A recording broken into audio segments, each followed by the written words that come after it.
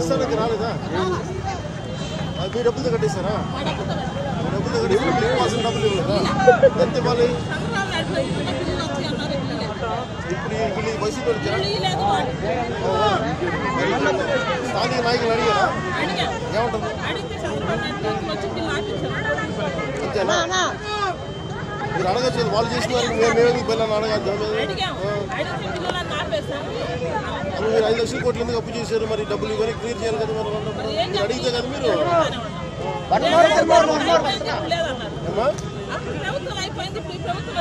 ప్రభుత్వం అనేది ఏ పని చేసినా నెక్స్ట్ వచ్చే ప్రభుత్వం తప్పు తీయాలి. అంతేగాని అది చేసి మీరు గట్టిగా అడిగితే కదా మీరు.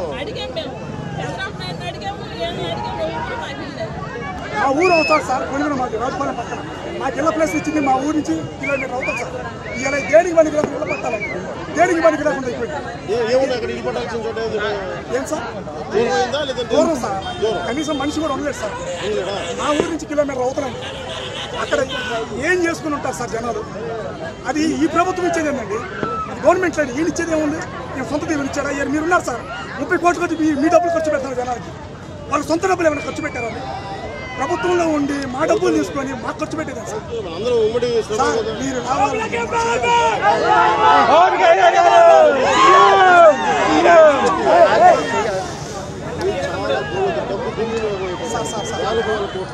చాలా మంది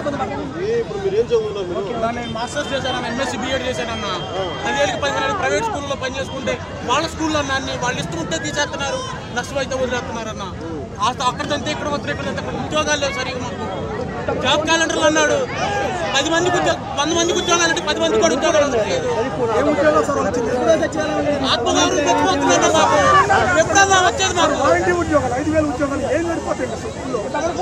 5,000 సార్ ఏం నడిపోతాయి సార్?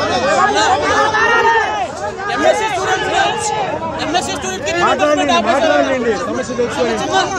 మధ్య తరగతి కుటుంబాలన్న బీటెక్లో డాక్టర్లు చదవలేక డిగ్రీలు చదువుకొని ఎంఎస్సీలో వచ్చి ఏదో టీచింగ్ జాబ్లోకి వస్తా ఉంటే రీమెంబర్స్మెంట్ ఆపేశారన్న.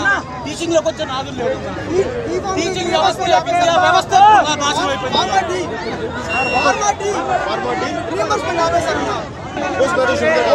పోస్ట్ గ్రాడ్యుయేషన్ కూడా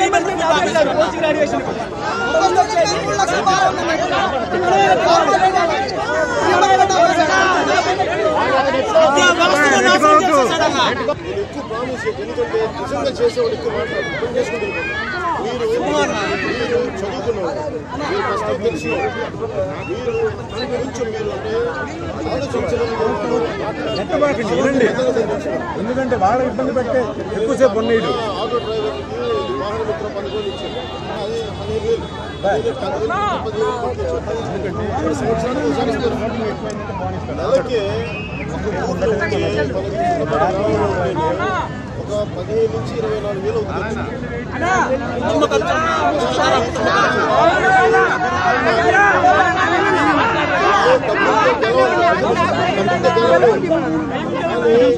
వాళ్ళు మాట్లాడినా చూస్తారంట. ప్రజలు చేయడానికి డబ్బులు గెలిచారు, చేతులు గీతలు పెట్టమాకండి, బెదిరిస్తూ ఉన్నారు. చేతులు గీతలు పెట్టమాకండి. మీలాంటి వాళ్ళందరూ దగ్గర చూసాను. బాధ ఉంటుంది, ఎంత చేస్తున్నాను నేను. నా బతుకుండగా నా వంతు ప్రయత్నం చేస్తాను.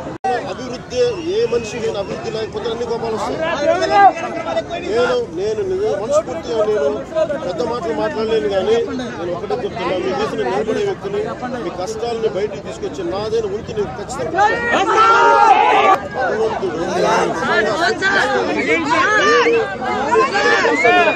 మీరంటే ప్రతి ఊళ్ళో ఉన్నారు.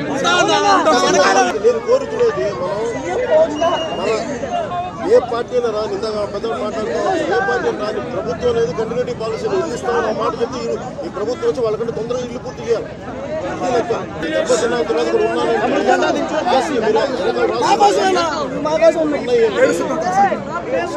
బతికేవాడి